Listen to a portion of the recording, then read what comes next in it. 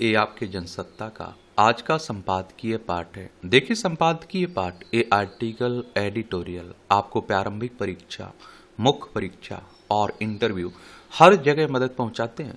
यहाँ से एक सामान्य जानकारी भी आप लोगों को मिलती है, इन्हें जरूर पढ़ा करिएगा। शक्ति जीवन है, कमजोरी मृत्यु है, विस्तार जीवन है, संकुचन मृत्यु है, प्रेम जीवन है, घृणा मृत्यु है। ये किसने कहा है? स्वामी विवेकानंद ने कहा है। अवसाद से बढ़ता जान का जोखिम। आजकल आप लोग देख रहे हैं कि एंजाइटी, अवसाद, डिप्रेशन की खूब चर्चाएं हो रही हैं और बहुत सारे लोग इससे आप लोगों को पीड़ित भी देखने को मिलते हैं। तो भारतीय संस्कृति और अध्यात्म की मूल चेतना मनुष्य जीवन को सृष्टि की सर्वश्रेष्ठ कीर्ति मानती है। लगभग सभी धर्म ग्रंथों में यही कहा गया है, इसलिए जीवन का प्रत्येक क्षण अमूल्य है। यही कारण है कि भारतीय दर्शन में जीवन को केवल भोग का साधन नहीं, बल्कि लोक मंगल और आत्मोन्नति का अवसर माना गया है। मगर विडंबना यह है कि जिस देश में जीवन को ईश्वर का अनुपम उपहार माना जाता है, वहीं आत्महत्या की घटनाएं भयावह गति से बढ़ रही हैं। राष्ट्रीय अपराध रिकॉर्ड ब्यूरो की accidental deaths and suicide in India report के आंकड़े केवल सांख्यिकीय नहीं, बल्कि वे समाज की टूटती मानसिकता, बढ़ते अकेलेपन और गहराते अवसाद की छिपी दर्दनाक दास्तान है। वर्ष 2023-24 में देश में आत्महत्या के मामलों की संख्या अब तक के उच्चतम स्तर पर पहुंच रही है। 1,72,000 से अधिक लोगों ने स्वयं अपना जीवन समाप्त कर लिया। यह गंभीर स्थिति है। चिंताजनक तथ्य यह है कि इन आत्महत्याओं में लगभग 3/4 संख्या पुरुषों की है। भारतीय समाज पुरुषों को परिवार का संरक्षक और मुखिया मानता है, लेकिन यही वर्ग आज सबसे अधिक मानसिक दबाव, आर्थिक असुरक्षा और सामाजिक अपेक्षाओं एवं पारिवारिक तनाव के बोझ तले दबा हुआ है।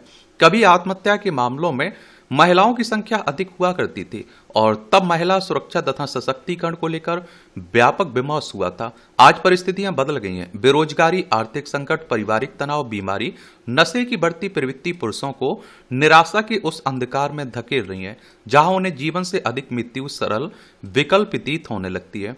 इसे गंभीरता से लेने की जरूरत है। आत्महत्या के आंकड़ों में दिहाड़ी मजदूरों की संख्या सबसे ज्यादा होना देश की आर्थिक विषमता और रोजगार संकट की गंभीर तस्वीर प्रस्तुत करता है। रोज कमाने और रोज खाने वाले मजदूर, ठेला और रेहड़ी चलाने वाले तथा असंगठित क्षेत्र के कर्मचारी सबसे अधिक असुरक्षित हैं। दूसरी ओर सरकारी और निजी क्षेत्र में संविदा तथा अल्पकालिक नियुक्तियों का बढ़ता चलन भी लाखों युवाओं के भविष्य को अनिश्चित बना रहा है। नौकरी मिलने के बाद भी पेंशन, सामाजिक सुरक्षा, स्थायित्व का अभाव व्यक्ति को निरंतर भय और असुरक्षा में जीने को विवश करता है। जब रोजगार छिनता है तब केवल आय नहीं जाती, बल्कि आत्मविश्वास और जीवन का आधार भी टूट जाता है। ऐसे में व्यक्ति स्वयं को बेहद अकेला महसूस करता है। भयावह स्थिति विद्यार्थियों के बीच दिखाई देती है। वर्ष 2023-24 में देश भर में 13,000 से अधिक छात्राओं ने आत्महत्या की है। यह संख्या पिछले वर्ष से 8.5% अधिक है। देश में प्रतिदिन लगभग 35 विद्यार्थी जीवन से हार मान रहे हैं। किसी भी विकासशील राष्ट्र के लिए इससे बड़ा दूसरा खतरा नहीं हो सकता है और देश का भविष्य आत्मग्लानि और बोझ समझ जीवन जी रहा है। यह केवल शिक्षा व्यवस्था की विफलता नहीं, बल्कि सामाजिक संरचना का संकट का भी संकेत है। आज बच्चे पहले की तुलना में कहीं अधिक अकेला महसूस करते हैं। संयुक्त परिवारों के विघटन ने दादा दादी, चाचा चाची और बुआ जैसे आत्मीय रिश्तों को उससे दूर कर दिया। माता पिता दोनों के कार्यरत होने के कारण बच्चों के पास अपनी समस्याएं साझा करने का पर्याप्त अवसर नहीं बचा। दूसरी ओर शिक्षा का बढ़ता व्यवसायीकरण बच्चों को अंक प्राप्त करने की मशीन में बदल रहा है। अभिभावकों को की प्राथमिकता ऐसे विद्यालय बन गए जो उत्कृष्ट परिणामों का विज्ञापन करते हैं, जबकि खेल, रचनात्मकता, नैतिक शिक्षा और व्यक्तित्व विकास जैसे विषय पीछे छूट रहे हैं। स्थिति तब और चिंताजनक हो जाती है जब बचपन पर तकनीकी प्रतिस्पर्धा का बोर्ड डाल दिया जाता है। चिंता की बात है कि प्रतिस्पर्धी परीक्षाओं की तैयारी में बच्चों के मानसिक और भावनात्मक विकास की उपेक्षा हो रही है। योग, खेल, साहित्य, संगीत और नैतिक शिक्षा जैसे विषय जो व्यक्तित्व को संतुलित बनाते हैं, वे हाशिए पर चले गए। परिणाम स्वरूप बच्चे तनाव और अलगाव का शिकार हो रहे हैं। मैं आप लोगों से हमेशा कहता हूं ना कि अगर आपके पास कोई समझने वाला है जिससे आप अपने मन की बात बोल लेते हैं बिना डरे बिना हिचके, तो आप अवसाद एंजाइटी आपको हो ही नहीं सकती, डिप्रेशन में आप जा ही नहीं सकते हैं। लेकिन आजकल वही है कि सुनता कौन है, समझने वाला है कहाँ। आप देखते हैं कि माँ बाप देख लीजिए बच्चों को, एक तो क्या है कि वो क्या करेंगे, बच्चे कौन सी पढ़ाई करेंगे, किस क्षेत्र में जाएंगे, ये आजकल बच्चे तय नहीं कर रहे हैं, माँ बाप तय कर रहे हैं, रिश्तेदार तय कर रहे हैं। और जैसे ही बच्चा उस जैसे नीट की एग्जाम की तैयारी कर रहा है, जेई की तैयारी कर रहा है या किसी और एग्जाम की तैयारी कर रहा है, वो एक दो बार असफल होता है, उस पर ताने दिए जाने लगते हैं और वो धीरे धीरे फिर एंजाइटी अवसाद डिप्रेशन में जाने लगता है। उसे समझाने वाला कोई नहीं रहता है, उसे बल्कि और ताने दिए जाते हैं, अरे आपने इतना पढ़ाई की, ऐसे किया वैसा किया, दुनिया भर की। और वो जाके कई बार बच्चे बहुत गलत कदम उठा लेते हैं, आत्महत्या तक कर लेते हैं। अगर आप सोचें कि उनकी दिलचस्पी जिस क्षेत्र में है, जिस कार्य में, अगर वो करने दिया जाए तो सफल होने के चांस भी बढ़ जाते हैं। और नहीं भी सफल हो रहे हैं ना, तो अंतिम थोड़ी कोई वही था कि नहीं नीट नहीं हुई है तो जीना ये हो जाएगा वो हो जाएगा। अरे भाई दूसरे काम भी तो हैं। अगर माँ बाप इतनी तसल्ली दे दें तो बहुत कुछ बदला जा सकता है। संविधान का अनुच्छेद 21 और 21A प्रत्येक नागरिक को गरिमापूर्ण जीवन और शिक्षा का अधिकार प्रदान करता है। जीवन के प्रति उत्साह और आत्मविश्वास पैदा करना संविधान की भावना का हिस्सा है। लेकिन आत्महत्या की घटनाओं को रोकने के नाम पर छात्रावासों, विद्यालयों में केवल पंखों की ऊंचाई बढ़ा देना या फिर उन पर जालियां लगा देना समस्या का समाधान नहीं है। आवश्यकता बच्चों के मन को समझने, उन्हें संवाद का अवसर देने, जीवन के प्रति सकारात्मक दृष्टिकोण विकसित करने की है। अधिक चिंता का विषय 15 वर्ष से कम आयु के बच्चों आयु के बच्चों में बढ़ती आत्महत्या को लेकर है, जो 5.68% दर से पिछले वर्ष की तुलना में बढ़ गई है। यह समाज और शासन दोनों के लिए चेतावनी है। यदि अभी भी बचपन को नहीं बचाया गया तो आने वाली पीढ़ियां मानसिक रूप से असुरक्षित और निराश हो जाएंगी। पारिवारिक कारणों से होने वाली आत्महत्याएं भी समाज की बदलती संरचना पर गंभीर प्रश्न खड़ी करती है। हजारों पुरुषों महिलाएं पारिवारिक तनाव, वैवाहिक असंतोष तथा संबंधों में बढ़ती दूरियों के कारण जीवन समाप्त कर रहे हैं। वैवाहिक जीवन में समन्वय के अभाव, टूटते रिश्तों और विवाहेतर संबंधों ने भी अनेक परिवारों को बिखेरा। आधुनिक जीवन की व्यस्तता ने संवाद की जगह संदेह और संवेदनाओं की जगह स्वार्थ को बढ़ावा दिया। शिक्षित युवा जानलेवा नशे का शिकार होकर अपराध और आत्मघात की तरफ बढ़ रहे हैं। वहीं गंभीर बीमारियों से पीड़ित लोगों का एक बड़ा वर्ग जीवन के संघर्ष से हार मान रहा है। कृषि प्रधान देश के लिए यह अत्यंत दुखद है। किसान और खेतीहर मजदूरों के आत्महत्या कर लेने का आंकड़ा भी 6.3% तक पहुंच गया है। जो वर्ग पूरे देश का पेट भरता है वही अपने जीवन की सुरक्षा और सम्मान के लिए संघर्ष कर रहा है। और आपने भी तो देखा, किसानों की आय दोगुनी करने की बात हुई थी 2022 तक, लेकिन आपने देखा उनकी आय तो नहीं बढ़ी, लेकिन लागत जरूर दोगुनी हो गई। और आप देखते हैं किसानों की भी बहुत सारी समस्याएं हैं। कभी ज्यादा पानी बरस जाए तब भी परेशानी, कम पानी बरसे तब भी समस्या, सूखा पड़ जाए तब भी समस्या, कोई तूफान आ जाए तब भी समस्या। तो वो भी इसी तरह से आप देखते हैं कि कुछ ना लास्ट में बहुत सारे किसान कर्ज में फंस जाते हैं, उसके बाद आत्महत्या ही उनके सामने उपाय बचता है उसका। इन आंकड़ों को केवल सरकारी रिपोर्ट मानकर अनदेखा कर नहीं किया जा सकता। प्रत्येक आत्महत्या के पीछे एक टूटा हुआ परिवार, अधूरा सपना, समाज की कोई ना कोई विफलता छिपी होती है। आत्महत्या केवल एक व्यक्ति की मृत्यु नहीं, यह परिवार, समाज और राष्ट्र की सामूहिक ऊर्जा का क्षरण है। जब कोई विद्यार्थी, किसान, मजदूर या परिवार का मुखिया जीवन से हार मानता है, तब यह संकेत होता है कि कहीं ना कहीं हमारी सामाजिक, शैक्षणिक और प्रशासनिक व्यवस्थाएं अपना दायित्व निभाने में असफल रही हैं। आवश्यकता केवल भौतिक उपायों की नहीं, बल्कि संवेदनशील समाज के निर्माण की है। परिवारों को समन्वय, संवाद स्थापित करना होगा, शिक्षा को मानवीय मूल्यों से जोड़ना होगा, रोजगार को अधिक सुरक्षित बनाना होगा, मानसिक स्वास्थ्य को सार्वजनिक नीति का हिस्सा बनाना होगा। अर्थव्यवस्था में मजबूती से अधिक जरूरी जीवन प्रत्याशा की समृद्धि है। तो इस क्षेत्र पर खूब ध्यान देना होगा, सरकार को भी, समाज को भी। बाकी आप लोग क्या सोचते हैं, अपनी राय बता सकते हैं। आत्मचिंतन का आईना। ये आप देखिए, जिंदगी केवल सांस चलने भर का नाम नहीं है, बल्कि यह स्वयं को समझने और निरंतर बेहतर बनाने की यात्रा है। हम सभी जीवन में अनेक भूमिकाएं निभाते हैं, मसलन माता पिता, बेटा बेटी, रिश्तेदार, मित्र और कर्मचारी या समाज का एक सदस्य। मगर सच यह भी है कि इन भूमिकाओं को निभाते निभाते कई बार हम स्वयं से दूर हो जाते हैं। ऐसे में आत्मचिंतन हमें अपने भीतर लौटने का अवसर देता है। आत्मचिंतन का अर्थ अपनी दृष्टि से अपने पक्ष में तर्क जुटाना नहीं, बल्कि यह अपने विचारों, भावनाओं, निर्णयों, व्यवहार का निष्पक्ष अवलोकन करना है। यह केवल स्वयं की कमियों को ढूंढने का नहीं, बल्कि स्वयं को समझने का माध्यम है। जब हम दिन भर की घटनाओं पर शांत मन से विचार करते हैं, तब हमें पता चलता है कि कहाँ हमने सही निर्णय लिया और कहाँ हमारे भीतर किसी सुधार की आवश्यकता है। जिंदगी में सुख और दुख दोनों आते हैं। सुख हमें उत्साह देता है, दुख हमें अनुभव और परिपक्वता प्रदान करता है। आत्मचिंतन इन दोनों परिस्थितियों में संतुलन बनाए रखना सिखाता है। यह सिखाता है कि सफलता पर अहंकार ना करें और असफलता में निराश ना हो।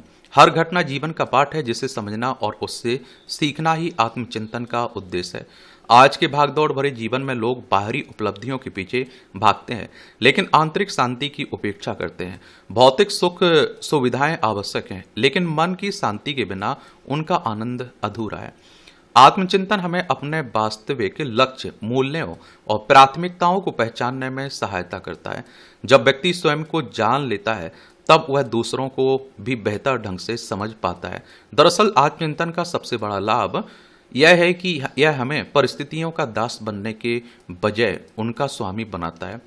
हम अपनी प्रतिक्रियाओं को नियंत्रित करना सीखते हैं और जीवन को अधिक सकारात्मक दृष्टि से देखने लगते हैं। धीरे धीरे हमारे भीतर धैर्य, सहनशीलता, आत्मविश्वास का विकास होता है। और जिस तरह समुद्र मंथन से अमृत और विष दोनों की उत्पत्ति हुई है, वैसे ही हमारे भीतर भी सकारात्मक और नकारात्मक दोनों तरह के विचारों का संचार होता है। उन सकारात्मक और नकारात्मक विचारों से खुद को समृद्ध कर अपना विश्लेषण करते हुए सकारात्मक कार्य करना ही जीवन का श्रेष्ठ मार्ग है और श्रेष्ठता है। आत्मचिंतन स्वयं से मिलने की क्रिया है, जो मनुष्य जीवन को सफल बनाने में सहायक है। एक निरंतर बहने वाली नदी की तरह जिंदगी में कभी शांत जल होता है तो कभी तेज धाराएं। इसके बीच आत्मचिंतन उस नाव की तरह है, जो हमें हर परिस्थिति में संतुलित रखती है। अगर हम प्रतिदिन कुछ समय बिल्कुल अपने साथ बिताएं, अपने मन की आवाज सुने और अपने कर्मों का मूल्यांकन करें, तो जीवन अधिक सार्थक, संतुलित और आनंदमय बन सकता है। और सच यह है कि जो व्यक्ति स्वयं को जान लेता है, वह जीवन के वास्तविक अर्थ को समझने की दिशा में पहला कदम उठा लेता है। विडंबना है कि हम दुनिया को जानने का दावा करते हुए उसमें अपनी ऊर्जा नाहक खर्च करते रहते हैं, लेकिन खुद को जानने को लेकर हमारे भीतर कोई जिज्ञासा पैदा नहीं होती है। इसका हासिल क्या होता है, जबकि आत्मचिंतन स्वयं को समझने की कोशिश है। मनुष्य के बीच एक दिलचस्प प्रवृत्ति आम देखी जाती है कि वह सदैव दूसरों का आकलन करता रहता है। उस आकलन के बीच हम स्वयं को समझना भी ही भूल जाते हैं, जबकि अपना सुधार करना ही संसार की सबसे बड़ी सेवा है। यह एक ऐसी चुनौती है जहां स्वयं को ही परखना होता है। परखने के लिए सबसे पहले जरूरी है कि हम निष्पक्ष होकर अपना विश्लेषण करें। हर व्यक्ति की जीवन शैली अलग है, उसी के अनुरूप उसकी कसौटियां हैं। जरूरी नहीं कि हम बाहरी दुनिया को संतुष्ट करें, बल्कि हम आत्मचिंतन करके अपने जीवन को बेहतर बना सकते हैं। मन बड़ा ही चलायमान होता है और उसमें पारदर्शिता होना काफी हद तक एक मुश्किल स्थिति है। जब हम अपनी गलतियों को पहचानते हैं तो खुद अपने ही वकील बन जाते हैं, किंतु परंतु से जूझते हुए भी एन कैन प्रकारेण हम अपने आप को निर्दोष साबित करना चाहते हैं। मगर हम स्वयं अवलोकन करें तो अपना सत्य जान सकते हैं और उसी के अनुरूप अपनी भावी कर्म प्रणाली रख सकते हैं। जीवन जीना एक कला है और आत्मचिंतन उस कला को परखने की शक्ति है। इस शक्ति से हम जीवन में सुख का स्रोत बना सकते हैं, एक ऐसा स्रोत जो हमारे अपने अंतस में निहित है। कहा जा सकता है कि जिंदगी और आत्मचिंतन एक दूसरे के पूरक हैं। जिंदगी हमें अनुभव देती है और आत्मचिंतन उन अनुभवों से सीखने की क्षमता देता है। जो व्यक्ति आत्मचिंतन को अपने जीवन का हिस्सा बना लेता है और परिस्थितियों का दास नहीं, बल्कि अपने जीवन का सजग निर्माता बन जाता है। इसलिए प्रत्येक व्यक्ति को अपने व्यस्त जीवन में कुछ समय आत्मचिंतन के लिए अवश्य निकालना चाहिए, क्योंकि यही वह मार्ग है जो हमें आत्मज्ञान, संतोष और सच्ची सफलता की ओर ले जाता है। जीवन हमारे कर्म और उसकी प्राप्त स्थली भी है, और जहां हम खुद को समझ सकते हैं और भावी जीवन को सुधार सकते हैं। आत्मचिंतन वह कुंजी है जो हमारे जीवन को निखार सकती है। हम अपने अवलोकन से ही स्वयं को बेहतर बना सकते हैं। एक उत्सव की तरह जीते हुए हम अपनी जिंदगी को महोत्सव बना सकते हैं। आत्मचिंतन उसी महोत्सव के साथ जीवन को सफल बनाने की राह है। ये आप देखिए टिप्पणियां हैं, इन्हें भी देख लिया करिएगा। इसकी पीडीएफ एजुकेशन सर्कल प्लेटफॉर्म है ना, वहाँ डाल दी जाती है, तो वहाँ से जाकर आप लोग पढ़ सकते हैं। अनुत्तरित प्रश्न, जैसे ही कोई हादसा होता है धड़ाधड़ सूचनाएं आने लगती हैं कि कैसे नियमों के अनुपालन में कोताही बरती गई, सुरक्षा संबंधी दिशा निर्देशों की अनदेखी की गई, भवन निर्माण की मंजूरी, सुरक्षा मानकों के अनुपालन, नियंत्रण निरीक्षण तंत्र, अग्नि सुरक्षा मंजूरी, विभिन्न विभागों की लापरवाही को लेकर असंख्य तथ्य सामने आने लगते हैं। लखनऊ के अलीगंज हादसे को लेकर भी खबरें आ रही हैं। नियमों के अनुपालन में सख्ती के दावे अधिकारी कर रहे हैं। कई स्तर पर कार्रवाई की सूचनाएं प्रशासन जारी कर रहा है। अहम सवाल है कि अगर खामियों के बारे में पहले से सब कुछ पता रहता है तो किस मजबूरी में प्रशासन ने इस मामले में अब तक आंखें बंद कर रखी थी। ऐसे हादसों में नियमों के उल्लंघन को लेकर सवाल उठते हैं। कुछ दिनों तक जांच चलती है और खामोशी छा जाती है। जांच में ऐसी कोताही अस्वीकार होनी चाहिए। दरअसल इस तरह के हादसे मौजूदा दौर में सेवा क्षेत्र के इर्द गिर्द फलती फूलती शिक्षा, अर्थव्यवस्था, अनियोजित शहरी विस्तार और नियमन की विफलताओं को प्रतिबिंबित करते हैं। कम पूंजी निवेश में मोटे मुनाफे के लालच में नियमों को ताक पर रखा जा रहा है। ऐसे उल्लंघन पूरे भारत में आम हैं, जहां व्यावसायिक और शैक्षणिक प्रतिष्ठान बुनियादी सुरक्षा मानदंडों की अनदेखी कर रहे हैं। लखनऊ विकास प्राधिकरण के जो तथ्य सामने आए उनसे पता चलता है कि लगभग एक दशक पहले कथित अनाधिकृत निर्माण के आरोप में अलीगंज की संपत्ति को गिराने की कार्रवाई शुरू की गई थी। इसे एलडीए आवास योजना के तहत आवंटित किया गया, बाद में बेचा गया था। इसे 2014 में आवासीय संरचना के रूप में मंजूरी दी गई थी। एलडीए ने अवैध निर्माण का पता चलने पर मई 2016 में गिराने का आदेश जारी किया, लेकिन 2 महीने के भीतर ही आदेश वापस ले लिया गया। इन सवालों के जवाब सामने नहीं आए कि विध्वंस के आदेश पर अमल क्यों नहीं हुआ, इसे वापस क्यों ले लिया गया। एक तो हमारे देश में पैसा का खूब बोलबाला रहता है ना, भ्रष्टाचार, कोई अधिकारी है, कहीं नेता है, कुछ से करवा लीजिए सेटिंग, आप फिर नियम कानूनों की धज्जियां उड़ाइए, कोई आपको रोकने टोकने वाला नहीं रहता है। और जब कोई हादसा हो जाता है बड़ा, उसमें मौत हो जाती है लोगों की, तो हम लोग जागते हैं, फिर हाहाकार करने लगते हैं। कोई एसआईटी बना दी जाती है, कुछ न्यायिक ये प्राधिकरण बना दिए जाते हैं, फिर कुछ समय के बाद सब कुछ भूल जाते हैं। फिर कोई हादसा होता है, फिर जागते हैं हम लोग सीख नहीं लेते हैं। लखनऊ जैसे हादसे एक चिंताजनक परिपाटी का संकेत दे रहे हैं। अधिकांश योजनाओं भवन उपनियमों में मिश्रित उपयोग वाले निर्माण की अनुमति दी जाती है, बशर्ते ऐसी इमारतें अग्नि सुरक्षा नियमों का पालन करती हों। लखनऊ के हादसे से स्पष्ट है कि दशकों तक गैरकानूनी तरीके से आवासीय इमारत में कोचिंग संस्थान और अन्य व्यवसायिक गतिविधियां चल रही हैं और प्रशासन सोता रहा। आए दिन होने वाले अग्निकांड से कोई सबक नहीं सीखा गया। प्रत्येक आपदा से मिलने वाले सबक सीमित रह जाते हैं। घटना के तुरंत बाद इमारत को सील करने और नोटिस देने का जो सिलसिला शुरू होता है वह महज एक नियमित प्रक्रिया है। जांच की कवायद कुछ दिनों बाद ठंडे बस्ते में चली जाती है। बीते कुछ महीनों में कोचिंग संस्थानों, होटलों और इसी तरह के प्रतिष्ठानों में लगी आग की कई घटनाएं सामने आई। व्यापक रूप से चर्चा उन हादसों को लेकर हुई जिनमें जान माल का नुकसान हुआ। हादसे छोटे हों या बड़े, किसी भी मामले में अगर कोताही न बरती जाए, नियमों को लेकर सख्ती की जाए तो काफी हद तक एक ऐसे हादसों को टाला जा सकता है। जरूरत गंभीरता से कार्रवाई करने की है। ये आप देख लीजिए, ये हमारा प्यारा भारत है, इसमें आप देखिए उत्तर प्रदेश है, लखनऊ इसकी राजधानी है। अंतर्राष्ट्रीय सीमा नेपाल से लगती है। राज्यों में बिहार, झारखंड, छत्तीसगढ़, मध्य प्रदेश, राजस्थान, हरियाणा, हिमाचल प्रदेश, उत्तराखंड और दिल्ली से लगती है। विधानसभा में 403 सीटें हैं, विधान परिषद में 100 सीटें हैं, राज्यसभा में 31 सीटें हैं, लोकसभा में 80 सीटें हैं। योगी आदित्यनाथ यहाँ के मुख्यमंत्री हैं। आज सुरक्षित दिल्ली। आज हम एक ऐसे समाज में रह रहे हैं जहां चंद रुपए के लिए किसी की हत्या कर दी जाती है। यह कानून व्यवस्था का मसला जरूर है, लेकिन इसके समाजशास्त्रीय पक्ष को लगातार अनदेखा किया गया है। चिंता की बात है कि बच्चों का स्वभाव भी अब उग्र होता जा रहा है। मामूली बातों पर आपा खो देना सामान्य बात हो गई है। दिल्ली में एक बार फिर महज कुछ रुपए के लिए एक व्यक्ति की हत्या समाज की मनोदशा की स्वाह तस्वीर सामने रखती है। खबरों के मुताबिक पिछले दिनों राजधानी के तिलक नगर इलाके में मात्र 150 रुपए के विवाद में 3 नाबालिगों ने चाकू से ताबड़तोड़ वार कर एक व्यक्ति की हत्या कर दी। नाबालिगों में इस तरह बढ़ रहे दुस्साहस की वजह जानने की आवश्यकता है। दिल्ली में स्थानीय निकाय से लेकर राज्य और केंद्र तक 3 इंजन की सरकार होने और पुख्ता सुरक्षा के दावों के बीच इस तरह की घटनाएं हो रही हैं, तो स्थिति की गंभीरता का अंदाजा लगाया जा सकता है।